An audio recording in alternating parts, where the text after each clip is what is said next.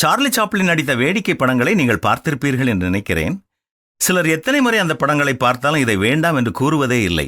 ஆனாலும் முதலில் அது எவ்வளவு சிரிப்பை உண்டாக்குவதாக காணப்பட்டாலும் அதே நிகழ்ச்சியை மீண்டும் மீண்டும் பார்க்கும் பொழுது நமக்கு அதிகமாக சிரிப்பு வருவதில்லை.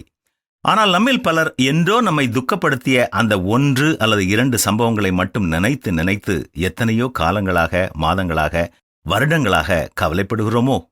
இந்த நிலையிலிருந்து நாம் வெளியே வர வேண்டும். முதலாவதாக, கர்த்தர் மேல் உன் பாரத்தை வைத்துவிடு, அவர் உன்னை ஆதரிப்பார் என்ற கடவுளின் வார்த்தையை நம்பி அவரிடம் அந்த கவலைகளை போட்டுவிட கற்றுக்கொள்ள வேண்டும். விசுவாசிக்கிறவன் பதறான் என்று வேதமும் நமக்கு கற்றுத்தருகிறது இல்லையா?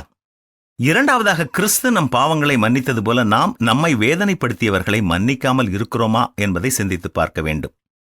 மூன்றாவதாக, நாம் இனி மாற்ற முடியாத கடந்த கால சம்பவங்கள் நம்முடைய நினைவில் வரும்போது அந்த குறிப்பிட்ட நேரத்தில் நாம் அனுபவிக்கக்கூடிய சந்தோஷங்களை இழந்து போகிறோம் என்ற உணர்வோடு கடவுள் நமக்கு செய்த எத்தனையோ நன்மைகளுக்காக அவருக்கு நன்றி சொல்வதை பழக்கப்படுத்திக் கொள்வோம்.